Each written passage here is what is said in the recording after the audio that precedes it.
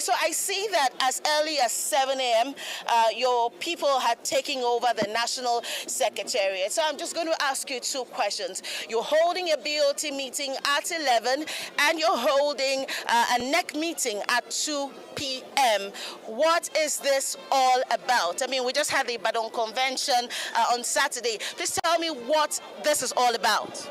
Well, first of all, this is our usual meeting. Before every NEC meeting, there will be a BOT meeting. So the BOT will hold first before the NEC. And this is an emergency NEC meeting of 103rd of a party. And on the 14th of November, I wrote to all the security agencies, notifying them or informing them about today's meeting. Since 14th, and they all acknowledged, and they said they're going to send a bill. It's our usual practice that each time I go to have NEC meeting, we invite the security because a lot of people come around, so that pickpockets and all that. So it's our usual practice. And the BOT, they're all members, because some of them come from different places. They arrived on time, some came yesterday and all that. And you can see that we have our advert for this announcement for today's meeting have been up and running. Yes, are you concerned about the fallout of the PDP Elective National Convention in Ibadan that expelled yourself and a couple of people in the party? Well, this is laughable because first of all, there's no convention in Ibadan.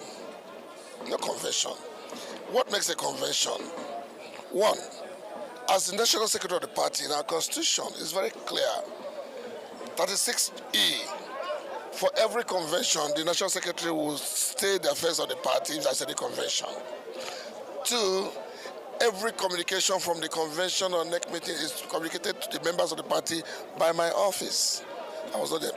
Three, there should be to the 1 day's communication to INEC that are going to hold a convention, and there's no such letter communicated to INEC. And of course, that's why we did see INEC there. Outside the court judgment that says we should not hold. And as a law-abiding organization and party, we are led by the rule of law. So we decided that we shouldn't hold the convention because we have 36 states. Yeah, but sir, I mean, you know very well that 2-3 weeks before that time, the Damagum-led PDP had mentioned that you were one of those they were suspending at the time. Well, unfortunately, Damagum is also suspended. He was suspended, and he knows he's actually suspended. And as of now, he's no longer a chairman because he subjected himself to that Christmas carol in Ibadan. So you call it a Christmas carol. Are you saying to Nigerians, are you insisting that you must serve out your term? The truth of the matter is that we're elected for 4 years, and our tenure will elapse on the 8th of December.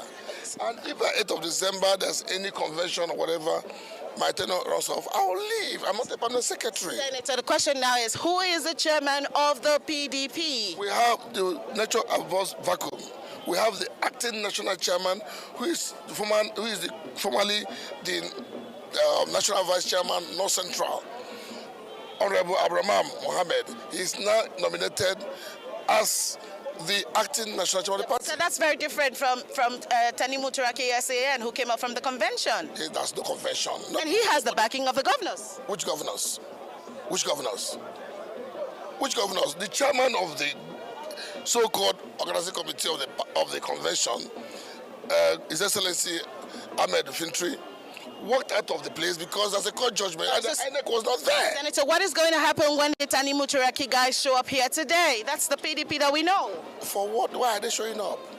They go to INEC. Is his name in INEC as chairman? All right. If he comes here, he's an intruder. All right, Senator, thank you so much.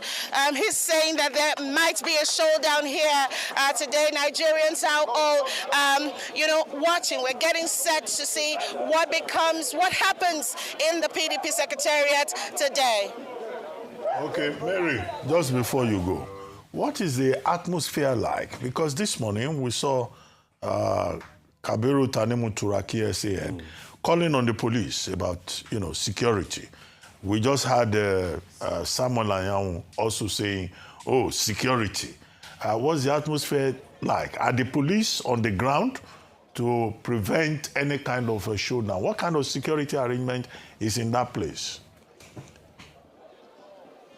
Yes, part of the reason I was planning is because I wanted you to take a look at what the situation actually is here today. If you go outside with me, you're not just going to be seeing security, you're going to be seeing armored tanks, you know, police officers stationed all over the place. It is heavily secure. I tell you, it almost seems like the expelled senator is prepared for the showdown today. And while they had expected the meeting to start off to be here at 8 a.m. His boys were here as early as 7 a.m. to take over the Secretariat as though they were waiting for the Tanimu Turaki guys to show up. So it's heavily secured, armored vehicles, police, armed police personnel all over the place. Okay, just stay safe, because when the tear gas canisters start flying and lorry loads of able-bodied men arrive from both sides, we just want you to be safe, okay? We are hopeful that peace and common sense will prevail. Thank you so much, Mary.